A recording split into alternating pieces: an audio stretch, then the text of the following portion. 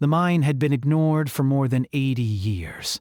Most people on the frontier world of Karsus 9 believed it was cursed. Machines failed near it. Scanners returned. Nonsense. Old workers spoke of whispers in the dark and lights moving where no lights should exist. When the first colonial company went bankrupt, the mine was sealed and written off as a loss. So when Elias Rowan inherited it, people laughed. Elias was an ordinary human by galactic standards. He was not rich, not famous, not a soldier or a scientist.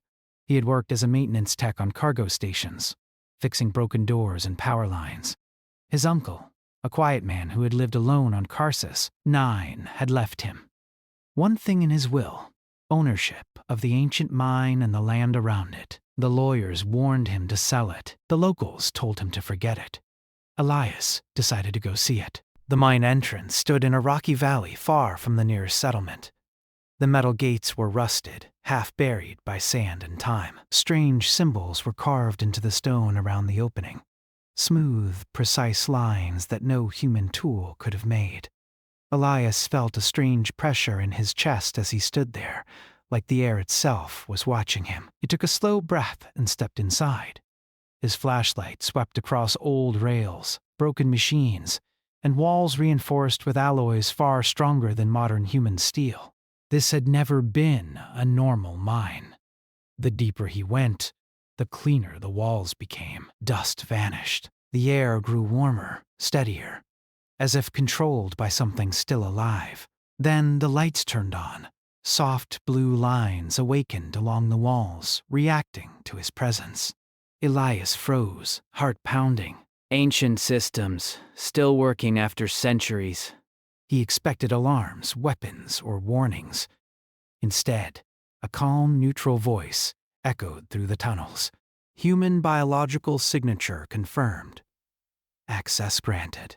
Elias swallowed. No one had ever told him this place reacted to humans. The mine opened itself to him. Hidden doors slid aside. Floors shifted, guiding his steps without touching him. He felt like a guest rather than an intruder. The deeper levels were vast, carved far below the planet's crust. Energy hummed through the stone, steady and powerful. At the very bottom, he found the chamber. It was enormous, shaped like a cathedral made of crystal and metal. In the center stood a tall structure of glowing rings and floating chains, and within those chains was someone alive. She was alien, unmistakably so, yet strangely beautiful in a quiet, fragile way. Her skin shimmered like pale silver under the blue light. Long hair drifted weightlessly around her, as if gravity barely touched her. Her eyes were closed, and her body was held upright by chains of light wrapped gently, but firmly, around her arms, legs, and torso. She was not sleeping. She was imprisoned. Elias felt his breath catch. He had expected treasure, technology, maybe danger. Not this. Not a living being left alone in darkness for centuries. As he took a careful step closer, her eyes opened. They were a deep violet, sharp and afraid. She gasped, struggling against the chains. The energy around her flared, reacting to her fear. Elias raised both hands immediately, palms open. "I'm not here to hurt you," he said, his voice echoing in the chamber. "I don't even know what this place is." She stared at him as if he were impossible. "A human," she whispered, her voice weak but clear. "After all this time, you know what I am?" Her gaze moved over him, cautious, searching. "Your kind was not among the stars when I was sealed," she said. Yet the systems respond to you. The chains pulsed softly, not tightening, not loosening. Elias took another slow step forward. "You've been here alone?" "For longer than your species has measured time," she replied. There was no anger in her voice, only exhaustion. "I was bound to wait, to endure, to be forgotten." Something twisted painfully in Elias's chest. "Who did this to you?" he asked. She hesitated, then looked away.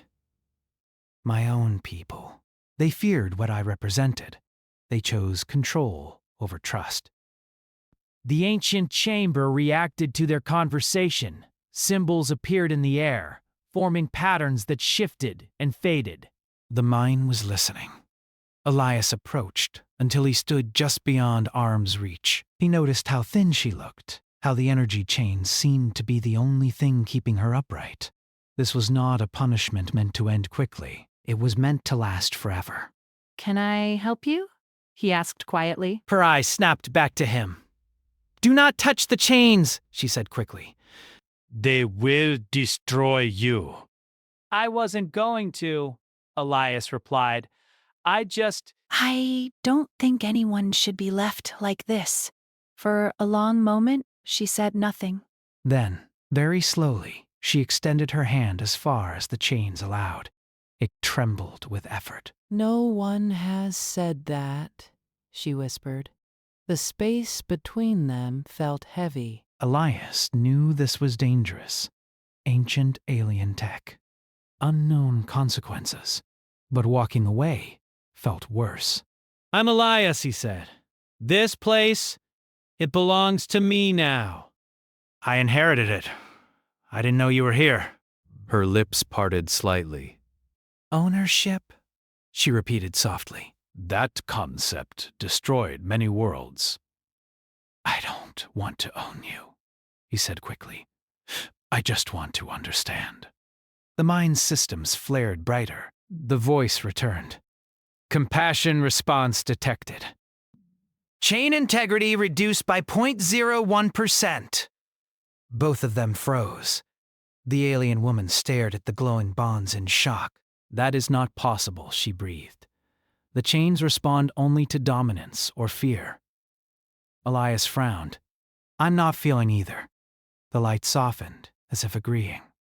For the first time, a faint spark of hope flickered in her eyes. My name, she said slowly, as if tasting the idea of saying it again, is Sarai of the Aleph Guard. I was created to protect life across this sector. Then why lock you away? Elias asked. Because protection without control terrified them, she answered.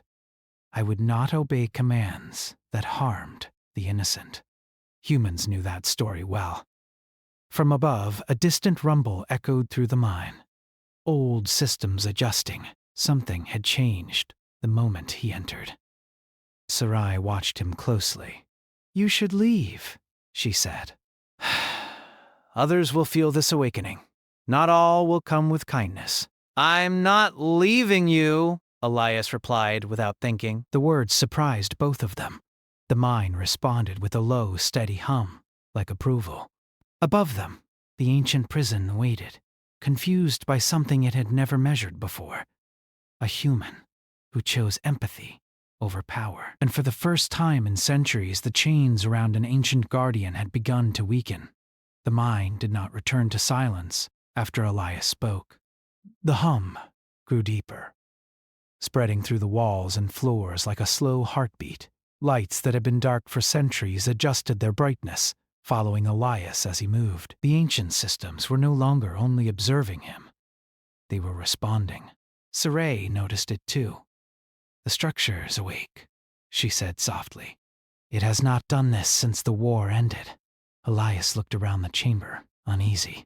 Is that bad? It depends, she replied. On you! That answer sat heavy in the air. Ilias backed away a step, careful not to trigger anything. I'm not here to control this place, or you. I just inherited it by accident. Sarai studied his face closely, as if searching for something deeper than words. Her race had learned long ago that lies could be spoken easily. Intent could not. The mine recognizes you, she said. That alone makes you dangerous to those who seek power. What power? Elias asked. This place looks more like a prison than a weapon. She gave a small, sad smile.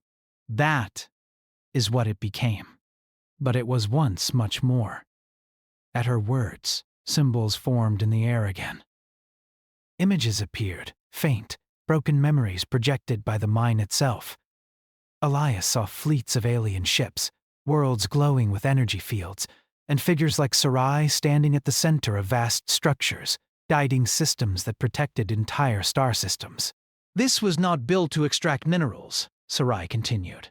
It was built to channel life energy from the planet itself, to heal, to shield, to stabilize space-time fractures. Elias felt a chill. And they chained you here to run it? Yes, she said. Then they feared what I could choose to protect. The images shifted. Aliens arguing, weapons raised, Sarai standing alone as the chains formed around her, light turning into binding force.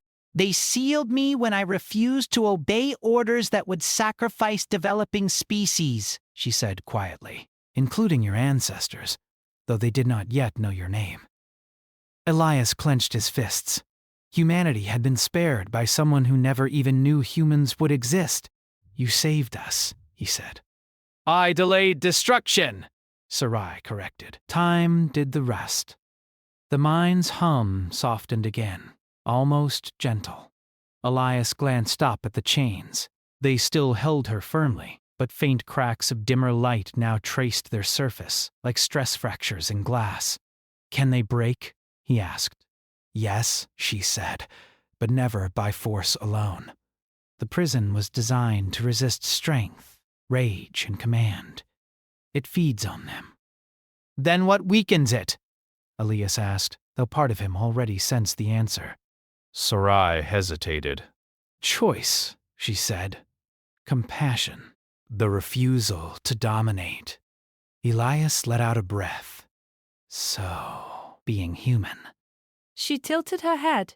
Your species is unusual. You build empires. Yet your stories praise those who give up power. That contradiction confuses the ancient logic systems. Elias gave a small, humorless laugh. We confuse ourselves too. A sudden vibration ran through the mine. Both of them froze. From far above, sensors flared. New energy signatures entered the mine's detection field. Ships, landing craft, scanning beams cutting through the rock. Sarai's expression darkened. They have come sooner than I feared. Who? Elias asked. Those who watch old places, she replied. Scavengers, corporations, and worse. The mine's voice returned, sharper this time. External intrusion detected. Defense protocols partially online. Elias swallowed. That sounds bad. For them, Sarai said. Unless you choose wrongly. What does that mean? He asked. She looked at him steadily. The mine will obey you. If you command it to destroy, it will. If you command it to enslave, it will. The chains exist because someone once chose fear over trust. Elias felt sick. I don't want any of that. Then you must be careful, she said, because others will try to make the choice for you. Someone was attempting to force entry from the upper levels. Elias ran a hand through his hair, mind racing. He was a maintenance worker, not a leader, not a hero.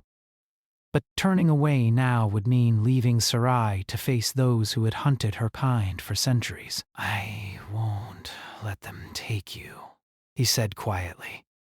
The chains reacted. Another faint pulse. Another microscopic weakening. Sarai's eyes widened slightly. Ilias, every word matters here. Then I'll choose them carefully, he replied. A holographic map unfolded in the air, showing the mine's layout. Red markers moved downward, hostiles advancing with drilling charges and shielded suits. They are prepared, Elias muttered. They know this place isn't normal. They always do, Sarai said. Power calls to those who crave it. Elias studied the map. Can the mine hide us? Yes, she said. But hiding will not stop them forever. They will tear this planet apart if needed. He looked back at her. And if I free you? Sarai was silent for a long moment. then the galaxy will notice, she said, and nothing will ever be simple again. Elias nodded slowly. It already isn't. Another explosion shook the mine. Closer this time. Automated defenses activated in the upper tunnels, energy barriers, shifting walls, gravity distortions. The attackers pushed through anyway. They will reach this chamber, Elias said. Yes, Sarai replied. And when they do, they will see you standing here. A human, bonded to an ancient system. That sounds bad for me. For you, she said softly. It sounds like destiny. I don't believe in destiny, the mind pulsed warmly. Intent acknowledged, the system said. Sarai almost smiled. Elias, she said, if you leave now, the chains will strengthen again. The mine will forget this moment. He met her gaze. And if I stay, the prison will continue to weaken, she said. Slowly, safely, but it will demand consistency. You cannot fake compassion. I wouldn't know how, he said. Footsteps echoed in the distant tunnels, metal on stone. Voices followed, distorted by helmets and echoing chambers. We're running out of time, Elias said. Sarai extended her hand again, trembling less this time. Then choose, human. Elias stepped closer, not touching the chains, not crossing any boundary. He simply stood with her. I choose to protect life, he said. Not because I was told to. Because it's right, the mine responded. Lights flared across the chamber, brighter than before. The chains dimmed further, their glow losing sharpness. The system voice spoke again, slower now, uncertain. Ethical paradox detected, core directives conflicting. Sarai gasped as a wave of warmth passed through her. It is struggling, she said. It has never faced this logic. Good, Elias replied. Neither have the people coming down here. The attackers reached the outer chamber doors. Heavy tools cut into ancient metal. Sparks flew. Sarai looked at Elias. Something new in her eyes. Respect, and something close to hope. You are changing more than my prison, she said. You are changing the rules. Elias swallowed, fear and determination mixing in his chest. Then let's make better ones! As the first breach alarm sounded, the mine made its choice clear. It did not power up its weapons. It strengthened its shields around Elias and Sarai instead. And deep within the ancient structure, a system built on fear began, slowly and unwillingly, to learn trust. The attackers did not expect resistance that gentle.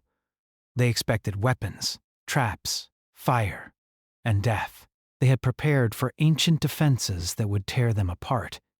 What they did not expect was the mine to refuse them completely. As the outer chamber doors were breached, invisible barriers formed like solid air. Drilling beams struck them and scattered into harmless light. Gravity shifted, forcing the intruders to the ground without breaking a single bone. Report! One of them shouted through the echoing tunnel. Why isn't it attacking? No answer came that made sense. Deep below, Elias felt the pressure change. The mine was actively protecting him now, adjusting temperature, airflow, even his heart rate. It was learning him. Sarai felt it too. The system has selected you as its ethical anchor, she said quietly. That role once belonged to my kind. Elias stared at the glowing floor beneath his boots. I didn't ask for this. No, Sarai agreed. That is why it trusts you. A sudden, sharp pain ran through Sarai's body. She cried out softly as the chains tightened for a moment, reacting to the intruder's presence. Elias instinctively stepped closer. Hey, easy, he said, even though he was not speaking to a person. The mine reacted again. The chains loosened slightly, their glow dimming further. Sarai gasped in surprise. You spoke to it like a living thing. I fix machines, Elias replied. You learn fast when you treat them like they matter. For the first time since he had met her, Sarai laughed. It was weak and brief, but real. Above them, the attackers regrouped. A new signal cut through the mine's sensors. Another ship entering orbit. Then another. They are calling for reinforcements, Sarai said. If they overwhelm the mine's logic cores, they will force it to obey. Elias felt anger rise in his chest. They'll break it. Yes, she said. And they will break me with it. He clenched his jaw. Then we don't let that happen. The mine's holographic map shifted again. Elias noticed something new. Pathways opening that had not been there before. The system was offering options. It's asking me what to do, Elias said slowly. Sarai closed her eyes. Be careful. Every command reshapes it. Elias thought hard. He remembered his years fixing stations where people treated systems like tools to be beaten into submission. Those systems always failed first. Don't attack them, he said out loud. Don't trap them forever. Just stop them from hurting anyone. The mine paused, then the corridors above shifted like liquid stone. Floors tilted, walls curved, and gravity gently redirected the attackers toward the surface. They were not crushed or burned. They were carried away like leaves on a current. Panic filled their voices. What is this place? Someone screamed. A human is controlling it. That word echoed through the mine. Human. Sarai opened her eyes wide. They will spread that information. I know, Elias said. But I'm done hiding. Another wave passed through the chamber. This one felt different. Lighter. The chains around Sarai cracked audibly. One of the glowing bands around her arm dissolved into soft light and vanished. She cried out, not in pain, but in shock. I can move, she whispered. Her freed hand trembled as she flexed her fingers for the first time in centuries. Elias stared. That just happened. Sarai looked at him, her expression overwhelmed. You are accelerating the process. Is that dangerous? Yes, she said honestly. For you. Elias nodded. Figures! The mine's voice spoke again, less mechanical now. Ethical alignment stabilizing. Guardian release parameters adjusting. Sarai took a sharp breath. Elias, listen to me. When I am fully free, I will not be what I was. What do you mean? My kind was designed, she said, shaped by ancient logic. But centuries alone have changed me. And you are changing me further. That doesn't sound bad, Elias said. It is unknown, she replied. And the galaxy fears unknowns. A sudden spike of energy flared above. The attackers had changed tactics. They began transmitting long-range signals, broadcasting data from the mine to anyone listening. They are telling others about you, Sarai said. About a human who can command ancient systems without domination. Elias felt his stomach drop. That'll bring half the galaxy. Yes, she said. Some will want to worship you. Others will want to kill you. Great, Elias muttered. The mine reacted strongly to the broadcast attempt. Energy surged upward, severing the transmission. Several of the attackers' devices went dead, but the damage was already done. Sarai lowered her head.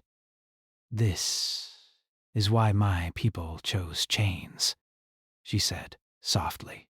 Freedom has consequences. Elias stepped closer again, close enough to feel the warmth radiating from her. Chains have consequences too. Another chain shattered, dissolving into nothing. Sarai cried out again, dropping slightly before the remaining bindings held her. Elias reached out instinctively and stopped himself inches from touching her skin. I won't hurt you, he said. Sarai met his gaze. I know. That knowledge sent a ripple through the mind stronger than any command. The chamber transformed. The rigid structure softened, becoming more open, more organic. The system was no longer enforcing imprisonment. It was transitioning. Above, the last of the attackers were expelled from the mine entirely, deposited outside the valley with their ships disabled but intact. Silence followed. Elias exhaled shakily. Is it over? For now, Sarai said. But the galaxy has been alerted. The final chain around her chest flickered, unstable. If it breaks now, she warned, the system may collapse without a guardian to guide it. Elias frowned. Then don't break it yet. Sarai looked at him in surprise. You would delay my freedom? I would make sure you're safe, he said simply. And that this place doesn't fall apart. The mine hummed approvingly. Guardian transition in progress, it said. Dual anchor state established. Sarai felt the meaning immediately. It has linked us. Elias blinked. Linked how? You are not replacing me, she said slowly. You are sharing responsibility. Elias let out a long breath. No pressure. Sarai smiled faintly. You carry it well? High above the planet, new ships altered course toward Karsus. 9. And deep within the ancient mine, a human and an alien guardian stood together, neither master nor prisoner, holding back a future that was already racing toward them. The silence did not last. Elias felt it first, a pressure behind his eyes. Like the mine was listening harder than before. The systems were no longer just reacting to threats, they were watching the future approach. Sarai straightened as much as the remaining chains allowed. Her posture changed. She was no longer only a prisoner or a survivor. She was becoming something active again. They are coming, she said calmly. Elias nodded. He already knew. The mine's sensors fed him fragments of data now, not as numbers or charts, but as feelings, distance, speed, intent. Multiple fleets were adjusting their paths toward Karsus. 9. Not scavengers this time. These are organized, Elias said. Military-grade ships, corporate banners, even some alien coalition signals. Sarai's eyes darkened. Power attracts order as much as chaos. Everyone wants to be the one who decides how it is used. Elias rubbed his palms together, trying to release the tension building in his body. I never wanted to decide anything for the galaxy. That is why you were chosen, Sarai replied gently. The mind shifted again. The chamber expanded, walls moving smoothly as if breathing. Consoles rose from the floor, designed for beings far taller and stranger than Elias, yet they adjusted themselves to him without hesitation. Dual anchor state stabilizing, the system announced. Ethical variance reduced. Sarai flinched slightly as another chain weakened. Only 2 remained now, crossing her back and legs. If those break under pressure, she warned, the system may release too much energy at once. Then we manage the pressure, Elias said. Sarai studied him. You speak like a guardian already. I speak like someone trying not to get everyone killed, he replied. A sharp pulse ran through the mine. External communication requests flooded in, bouncing against the system's shields. Demands, offers, threats. Elias felt sick reading fragments of them. They wanted access, control, ownership. Some promised protection. Others promised destruction if he refused. They don't even know me, Elias said quietly. They do not need to, Sarai replied. They see what you represent. What do I represent? He asked. She answered without hesitation. A break in the old rules. The First Fleet, entered orbit. The sky above Karsus, 9 lit up with engine trails and energy signatures. The valley trembled as landing forces deployed outside the mine, careful now, respectful of the power they had witnessed. Inside, the mine sealed itself fully. No force could enter without permission. Elias felt it waiting. What do we do? He asked. Sarai closed her eyes for a moment. When she opened them again, they glowed faintly. Not with power, but clarity. We show them, she said. We do not tell them. The mine responded to her intent. A projection rose through the planet's crust, visible to every ship in orbit. It showed the mine, the planet, and at its center, Elias and Sarai standing together. Not chained, not ruling. Standing. This is dangerous, Elias muttered. Yes, Sarai agreed. But hiding will only confirm their fears. The first message came through, forced its way past outer filters. This is the Archon Trade Authority, a voice declared. You are in possession of restricted pre-Empire technology. You will surrender control immediately. Elias felt anger spark, hot and sharp. No, he said. The mine echoed the word across the projection, amplified, but calm. No. Shock rippled through the fleets. Another signal cut in, this one smoother, colder. Human Elias Rowan. You lack the legal standing to control that structure. Cooperate, and you will be rewarded beyond imagination. Elias laughed once, harshly. They really don't get it. Sarai watched him closely. Careful. Mockery feeds escalation. He took a breath. You're right. He stepped forward into the projection, making himself fully visible. This place is not for sale, he said, his voice steady. It's not a weapon, and it's not a throne. Anyone who tries to take it by force will be stopped. Anyone who comes peacefully will be heard. The fleets hesitated. They had expected arrogance. Threats, demands, not boundaries. Inside the chamber, the mind reacted strongly. The remaining chains flickered violently, reacting to the emotional weight of the moment. Sarai cried out as one snapped. Energy surged through the chamber, wind tearing outward, lights flaring white. Elias was thrown back against a console, pain shooting through his shoulder. Sarai, he shouted. She gasped, dropping to one knee as the final chain strained. Her power was returning faster now, uncontrolled. If the last one breaks like this, she warned through clenched teeth, the mind will interpret it as a hostile release. Elias pushed himself up, ignoring the pain. Then we slow it down. How? She demanded. He looked at her, really looked. Not as a guardian, not as a symbol, but as a person who had endured centuries alone. I stay, he said. No commands, no demands. Sarai stared at him in disbelief. That may bind you to this place permanently. Then I'll be bound, Elias replied. Better that than letting fear decide again. He stepped closer, standing beside her as the energy storm raged around them. The mind struggled, logic systems colliding, ancient directives failing. Elias did not speak to the system. He spoke to Sarai. You're not alone anymore, he said.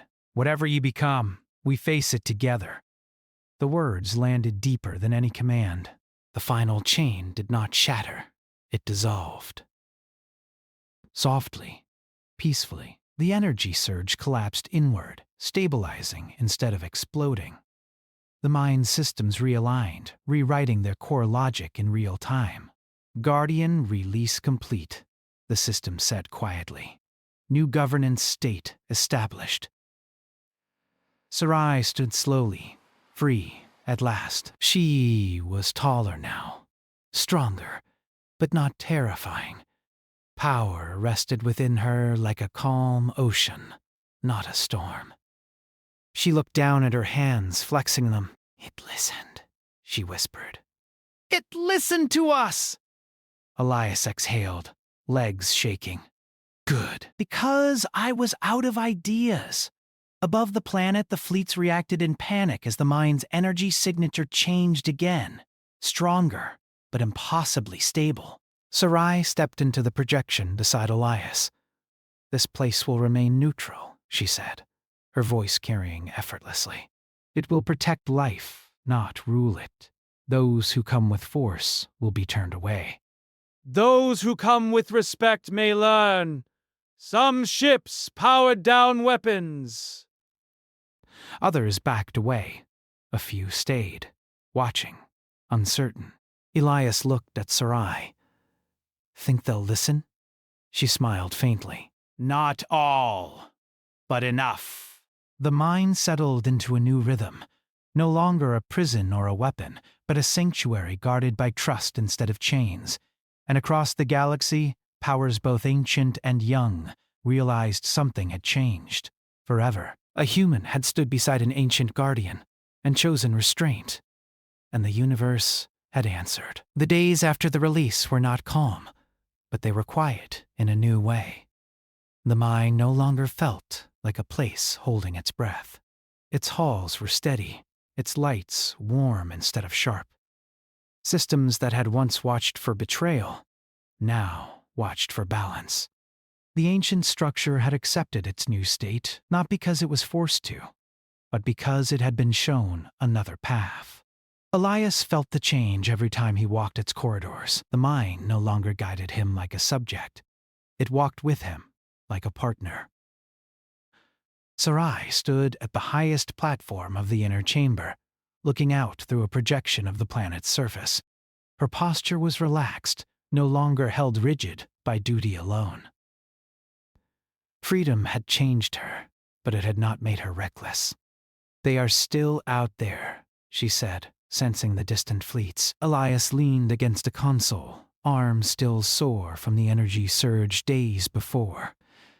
"Let them watch. Watching is better than shooting."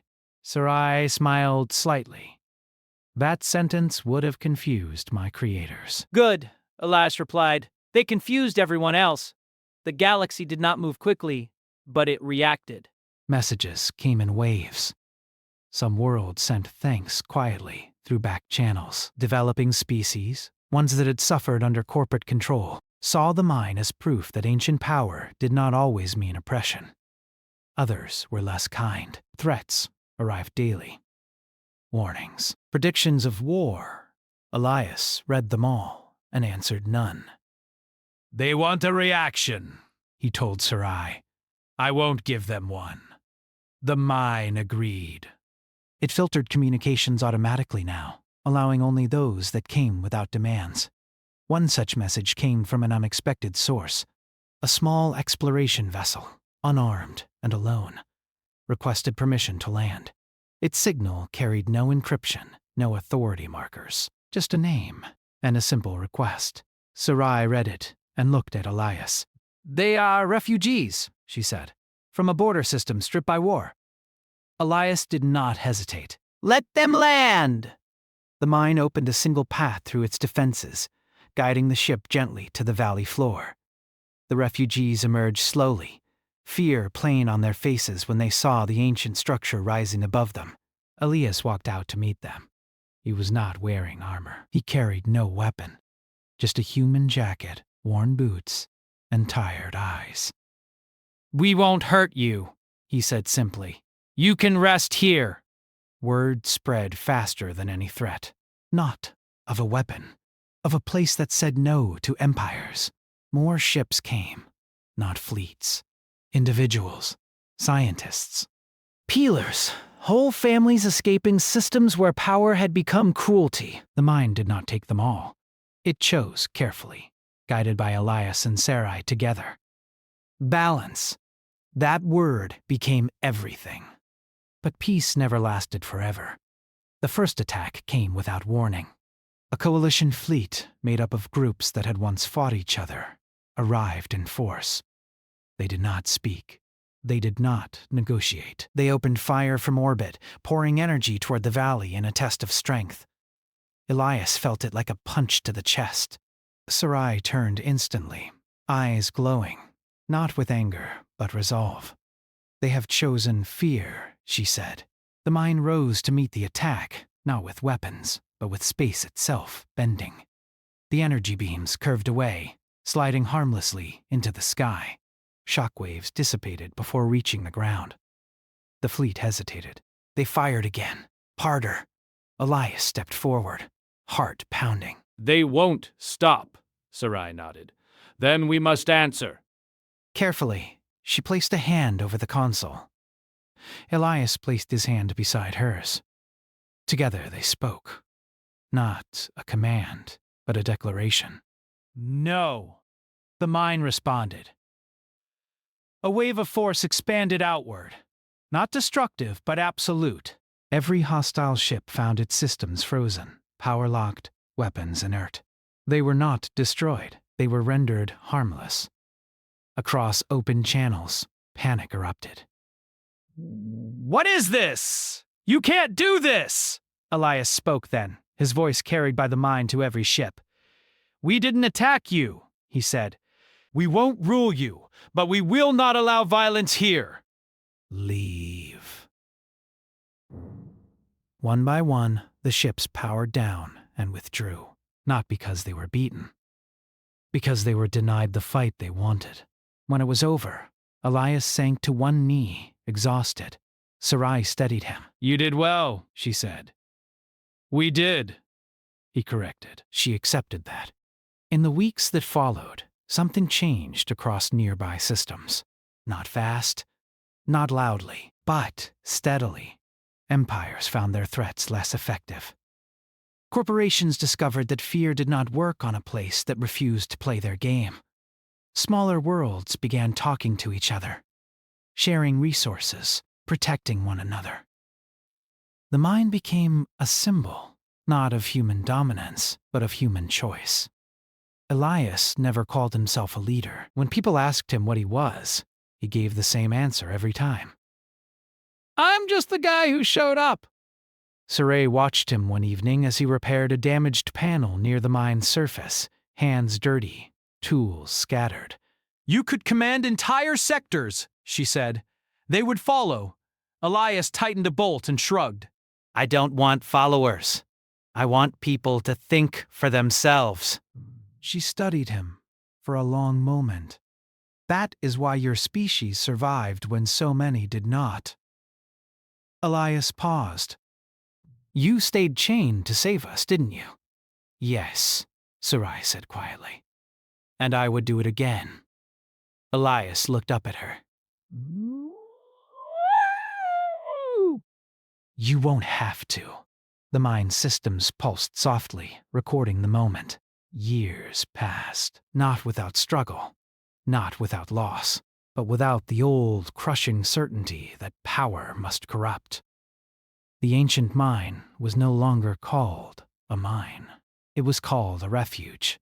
And Elias Rowan, the human who inherited it by accident, never became a king or a conqueror. He became something rarer, a reminder that when humanity touched the ancient and unknown, it did not always take. Sometimes it chose to hold steady, and the universe, long shaped by fear, finally learned to breathe again.